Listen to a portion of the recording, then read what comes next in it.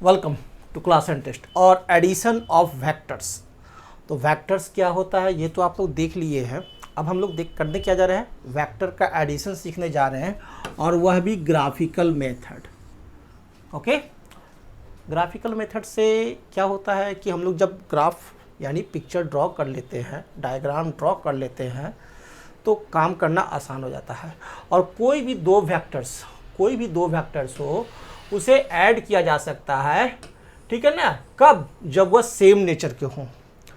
वैसी दो वेक्टर्स को ऐड किया जा सकता है जिसके नेचर क्या होंगे, सेम होंगे। जैसे कि मान लीजिए कि आप एक ले लो डिस्प्लेसमेंट वेक्टर, एक वेक्टर डिस्प्लेसमेंट है और दूसरा वेक्टर वेलोसिटी है। तो ये दोनों का दोनों क्या है, वेक्टर क्वांटिटी है। डिस्प्लेसमेंट भी आपका वेक्टर है और वेलोसिटी भी वेक्टर है। तो इन दोनों को यदि आप ऐड करना चाहोगे तो ये कभी नहीं होगा। ओके, ऐड क्या होगा, डिस्प्लेसमेंट में डिस्प्लेसमेंट प्लस डिस्प्लेसमेंट ऐड हो सकता है, लेकिन डिस्प्लेसमेंट प्लस वेलोसिटी ऐड नहीं हो सकता है। वेलोसिटी प्लस वेलोसिटी को वेलोसिटी के साथ हम लोग ऐड कर सकते हैं, लेकिन वेलोसिटी को डिस्प्लेसमेंट के साथ ऐड नहीं कर सकते। ये सही है, यानी नेचर यदि सेम हो तो ऐड कर सकते हो। यानी आम को आम के साथ, अमरूद को अमरूद के साथ ऐड करोगे, 2 + 3 मिलाकर 5 अमरूद होंगे। 2 अमरूद + 3 अमरूद 5 अमरूद। लेकिन 2 अमरूद + 3 आम ऐड करना रहे तो नहीं।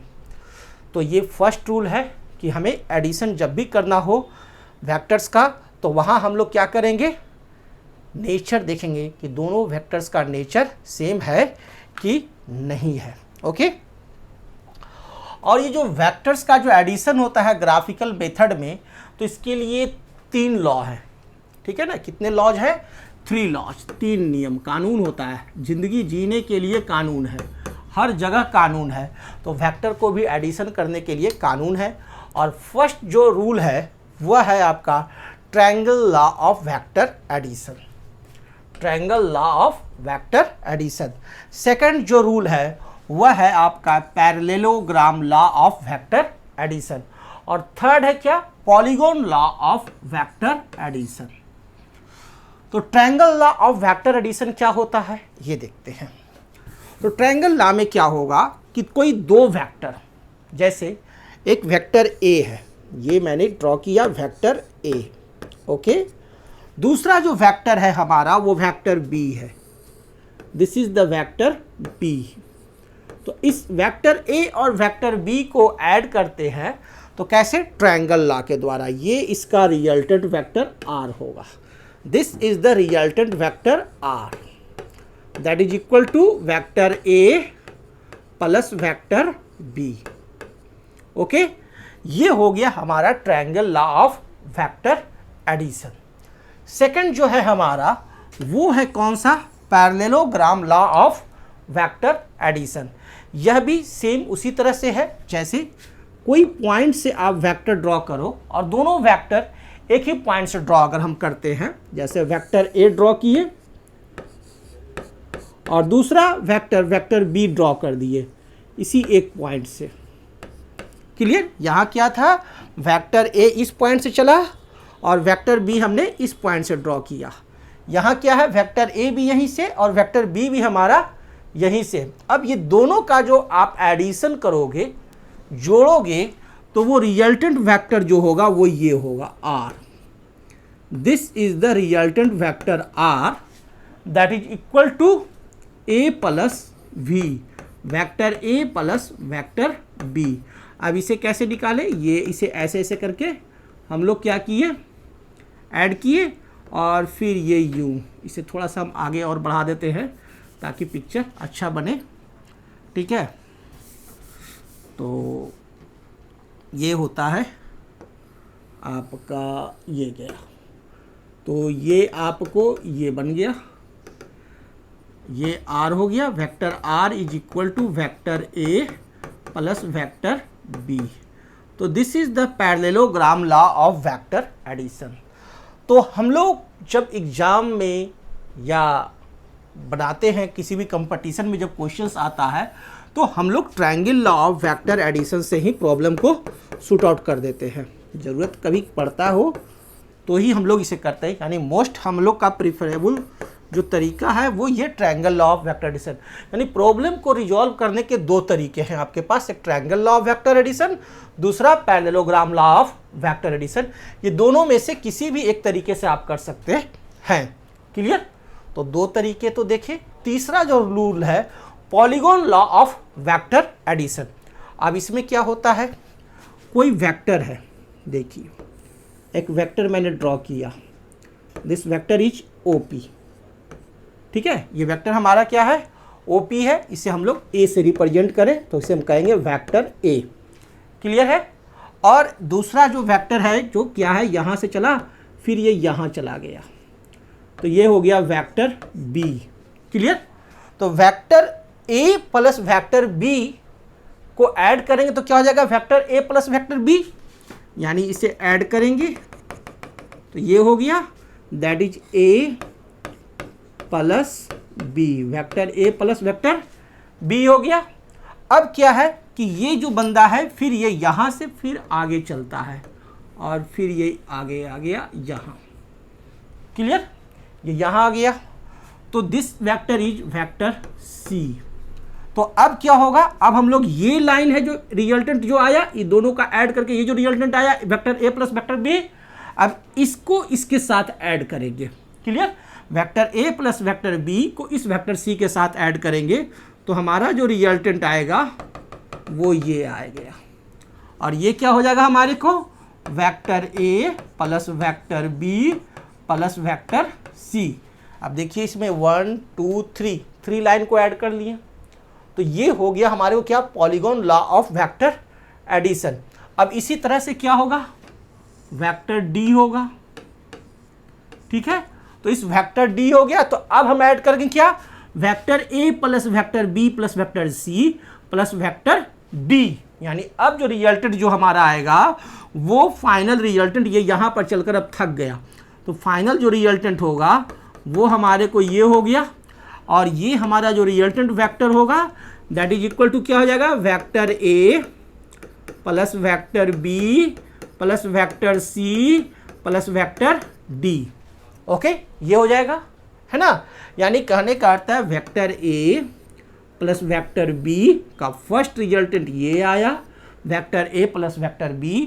अब इस vector A plus vector B one resultant को इस वेक्टर C के साथ ऐड किए, तो ये हमारे को हो गया क्या, vector A plus vector B, यानी 1 प्लस C।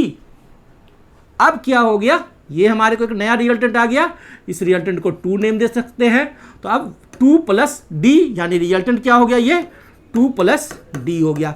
यानी इसे 1 2 3 स्टेप में इसे हमें रिजॉल्व करना होगा, है ना। तो ये हो गया polygon law of vector addition. तो ये 3 लॉ आपको पढ़ने हैं, है ना। कोई लॉ कॉलेज में जाकर आपको लॉ नहीं पढ़ना है, बस यहाँ आपको 3 लॉ पढ़ लेना है, आपका काम हो जाएगा। तो अब आगे हम लोग देखते हैं क्या, triangle law of vector addition. सबसे पहले हम लोग स्टडी करेंगे क्या, triangle law of vector addition क्या होता है वो देखते हैं। तो वो तो मैंने बता दिया, अब थोड़ी कुछ रहा।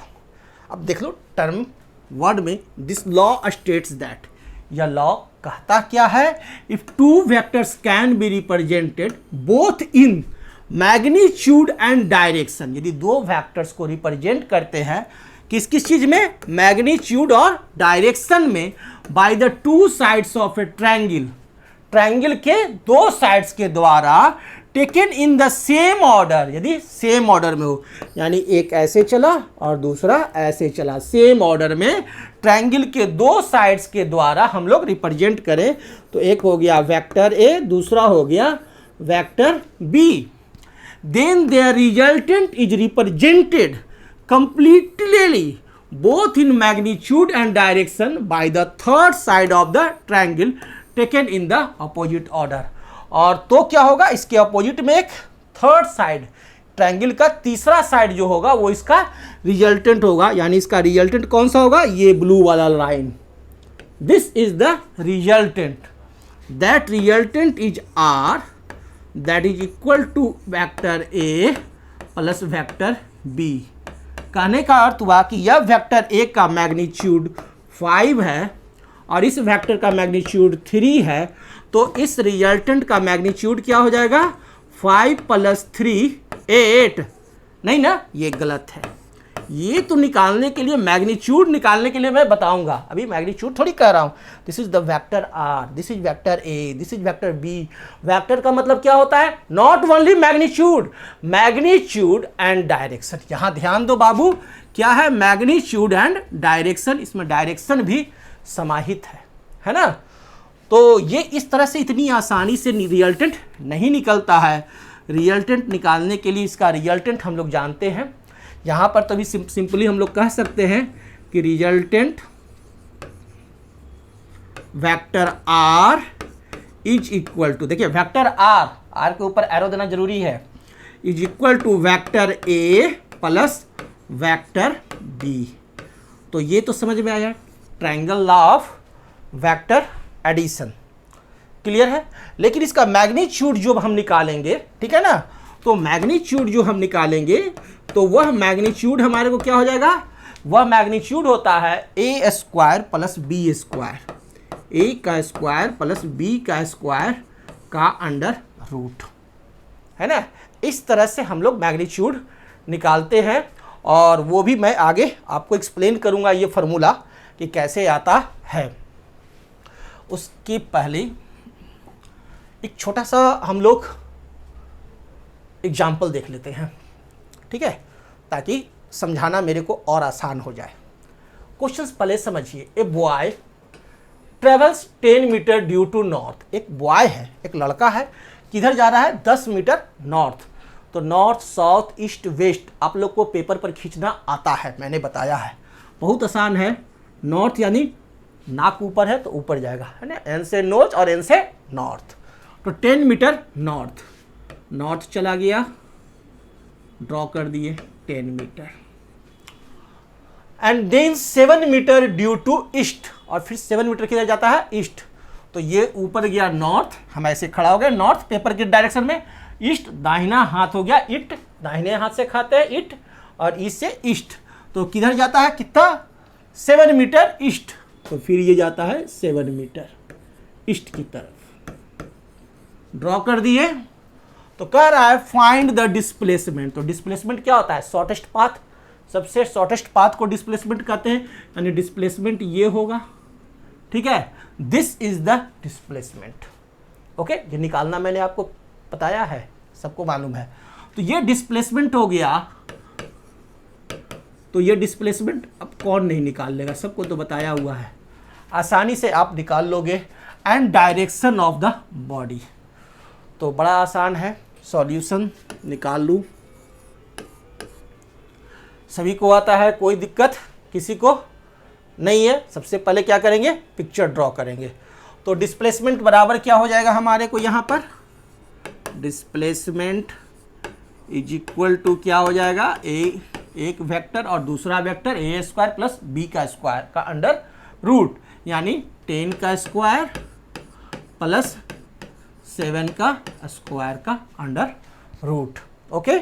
अब इसे आप हल कर दो, that is equal to 100 plus 49, that is equal to 149, और 149 का अंडर रूट निकाल करके मेरे को बताओगे कितना आता है?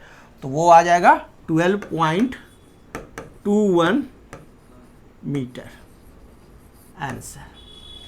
ये मैंने बता दिया। अब हमें क्या बताना है? डायरेक्शन बताना है। तो व्यक्ति चलना शुरू किया था कहाँ से? यहाँ से।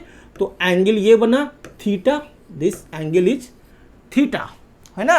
तो ये थीटा और ये आपका और ये दोनों के बीच में हम लोग एंगल निकालेंगे।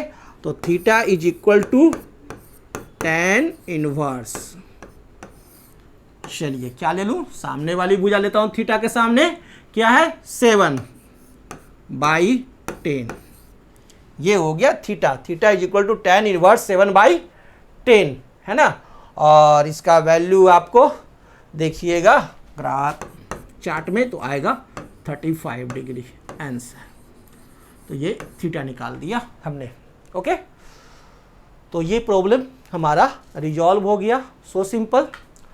अब देखते हैं हम लोग अगला जो मेथड है वह है हमारा parallelogram law of vector addition. तो ये भी मैंने बता दिया था कि 3 प्रकार के लॉ हैं, उसी समय मैंने एक्सप्लेन किया था। This law states that if 2 vectors acting on a particle at same time are represented. देखिए सेम टाइम पर 2 वेक्टर्स किसी पॉइंट पर एक्ट हो रहा है। जैसे कोई पॉइंट है, एक वेक्टर ए इधर गया, सोहन इधर चला गया, ठीक है, तो मोहन जो है इधर चला गया। वेक्टर बी, वेक्टर ए और vector B in magnitude and direction. तभी ना वेक्टर है जब मैग्नीट्यूड और डायरेक्शन है। By 2 adjacent sides of a parallelogram drawn from a point, then their resultant vector is represented in magnitude and direction both by the diagonal of the parallelogram drawn from the same point। तो जब ऐसा रहे कि एक ही point से 2 vector निकला है तो हम लोग क्या करते हैं, इसका पैरेललोग्राम खींचते हैं। ठीक इसके पैरेलल एक लाइन यहाँ पर ऊपर खींचते हैं जिसका सेम मैग्नीट्यूड और डायरेक्शन रहता है। ठीक है, सामान्य जितना ए वैल्यू उसका है उतना ही वैल्यू इसका है। उसी प्रकार से फिर यहाँ से हम लोग वेक्टर बी खींच दिए। ठीक है, वेक्टर ए और वेक्टर बी। तो इसका जो रिजल्टेंट है वो कौन है, इसका डायगोनल। ये जो डायगोनल है दिस इज द रिजल्टेंट। यह रिजल्टेंट ही इसका क्या होता है, डायगोनल होता है। पैरेललोग्राम में क्या होता है, डायगोनल होता है। तो यहाँ resultant vector, resultant vector same चीज है ना, R is equal to vector A plus vector B। Clear? तो ये समझ में आ गया parallelogram law of vector addition. अब इस पर भी एक प्रॉब्लम देख लेते हैं। चलिए, a body is simultaneously given 2 velocities of 30 meter per second due east and 40 meter per second due north respectively, find the resultant velocity। एक ईस्ट की तरफ और एक नॉर्थ की तरफ। देखिए यहां से मैं खींचता हूं तो नॉर्थ तो हमारा ऊपर हो गया, तो 40 metre per second due north की तरफ गया है 40 मीटर पर सेकेंड से। तो चलिए ये चला गया 40 मीटर पर सेकेंड, और एक 30 metre per second due east है ना, तो 30 मीटर पर सेकेंड ईस्ट इधर हो गया, इट ये हो गया ईस्ट हो गया, ये हमारे को हो गया। तो रिजल्टेंट इसका क्या होगा, डायगोनल होगा। तो इसके लिए क्या करेंगे, ऊपर और नीचे सेम हम लोग लाइन का ड्रॉ कर लिए। ठीक है ना, जितना लंबा ये रहेगा उतना ही लंबा ये रहेगा, जितना लंबा ये रहेगा उतना ही लंबा यह रहेगा। ठीक है, तो ये कितना है 30 मीटर पर सेकेंड ईस्ट गया है। तो रिजल्टेंट क्या होगा, दिस इज द रिजल्टेंट। यह रिजल्टेंट हो गया है ना, यह वेलोसिटी का रिजल्टेंट है v। ओके, रिजल्टेंट v निकला किससे, डायगोनल से। तो अब हम देखते हैं, ये va हो गया और इसे vb कहूं, va और vb। ओके, तो क्या हो जाएगा, va plus vb। Resultant vector v is equal to vector va plus vb। लेकिन मैग्नीट्यूड निकालेंगे, ओके, मैग्नीट्यूड अगर निकालता हूं तो रिजल्टेंट वेलोसिटी v, ठीक है ना, इज इक्वल टू क्या हो जाएगा, अंडर रूट va का स्क्वायर प्लस vb का स्क्वायर का अंडर रूट। सो सिंपल है ना, दैट इज इक्वल टू 40 का स्क्वायर प्लस 30 का स्क्वायर, यानी 1600 plus 900 2500, that is equal to 50 metre per second. ये हमारे को निकल गया है ना। तो थीटा निकालूंगा, एंगल, तो दिस एंगल थीटा। ओके, तो थीटा बराबर tan इनवर्स ठीक है, थीटा के जो सामने रहेगा उसको क्या लिखेंगे, ऊपर लिखते हैं, हम लोग जानते हैं। तो सामने कितना है 40 metre per second, same value, तो 40 और बेस को नीचे लिखते हैं 30। ये हमारे को थीटा आ गया, tan इनवर्स 40/30। वैल्यू देखिएगा तो वो आएगा 53 डिग्री 8 मिनट आंसर। चलिए ये भी हम लोग का हो गया। तो सो सिंपल, आसान है। अब थर्ड लॉ भी हम लोग देख लेते हैं। थर्ड लॉ भी मैंने बता दिया है आपको, parallelogram law of vector addition. अब इसे वर्ड में देखिए तो this law states that when the number of vectors are represented in both magnitude and direction by the sides of an open polygonal taken in an order, एक order में है, then their resultant is represented in both magnitude and direction by the closing side of polygon taken in opposite order। तो चलिए अब हम लोग इसको graphically आपको बता देते हैं। वो जो मैंने बताया था दैट इज वेक्टर ए और ये वेक्टर बी है, ठीक है, ये वेक्टर सी है और ये वेक्टर डी है, ये ओपन है। तो इसका जो रिजल्टेंट होगा वो कौन होगा, फाइनल रिजल्टेंट ये है, this final resultant vector are.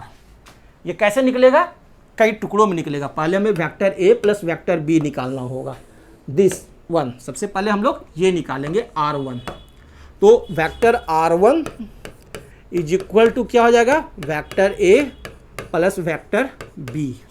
Okay, पहले वेक्टर R1 निकालें, फिर उसके बाद हम लोग वेक्टर R2 निकालेंगे या वेक्टर R2। ओके, तो vector R2 is equal to क्या हो जाएगा, दैट इज इक्वल टू हो जाएगा हमारे को vector R1 plus vector C, है ना, vector C, that means R1 is equal to vector A plus vector B plus vector C। Okay, और जब R2 निकल गया तो फाइनल रिजल्टेंट हमारे को R निकल जाएगा, that is equal to vector R2 plus vector D, vector R2 plus vector D, यानी तीन टुकड़ों में ये हमें निकला।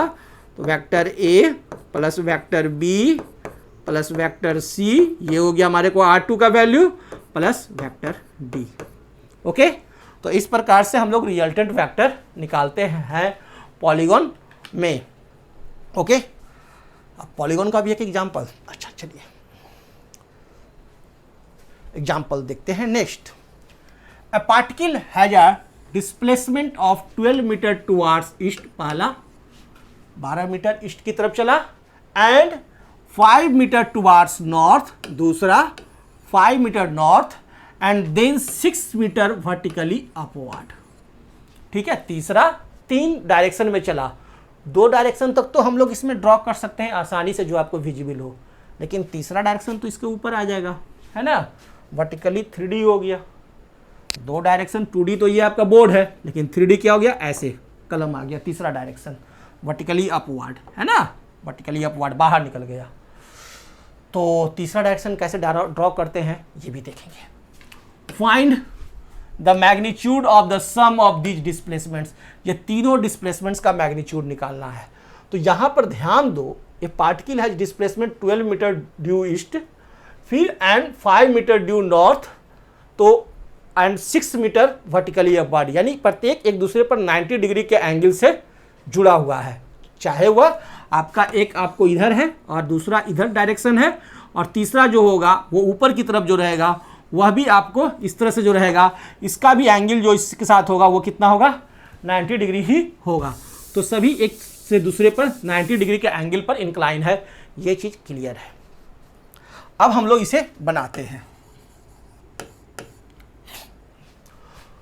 Particle has a displacement of 12 metre due east. तो चलिए पार्टिकल को हम लोग ईस्ट की तरफ डिस्प्लेसमेंट करा देते हैं, कितना, 12 मीटर, और हमें 3 डायरेक्शन में दिखाना है, ठीक है ना, 3 90 डिग्री का डायरेक्शन है। तो एंड 5 मीटर टुवार्ड्स नॉर्थ, तो नॉर्थ रहता तो सीधे ऊपर खींच देते अगर 2 ही रहता था, लेकिन एक तीसरा और है, तो इसलिए हम लोग थोड़ा सा क्या करते हैं, इसको ऐसे कर देते हैं, ठीक है। 5 मीटर। ये समझ लो कि नॉर्थ की तरफ ही है और ये जो एंगल है ये 90 डिग्री है। ओके, ये हम लोग अपना समझने के लिए ड्रॉ कर लिए। ये एंगल कितना है, 90 डिग्री है। ठीक है, लिख दिया।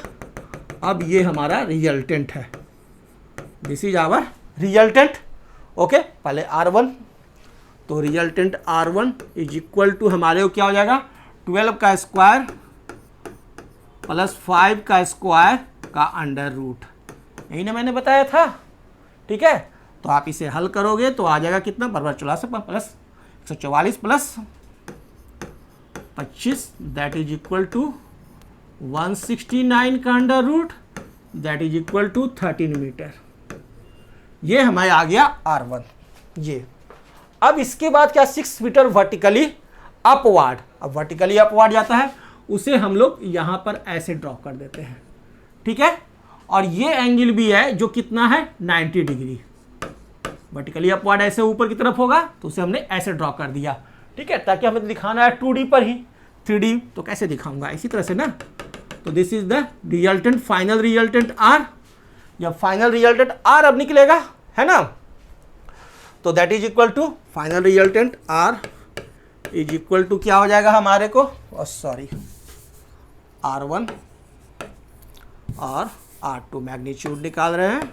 R2 क्या हो गया हमारे को, तो ये हमारे को कितना है, ये हमारे को है 6 मीटर, है ना। तो क्या हो गया, ये रिजल्टेंट कितना आया, 13 मीटर।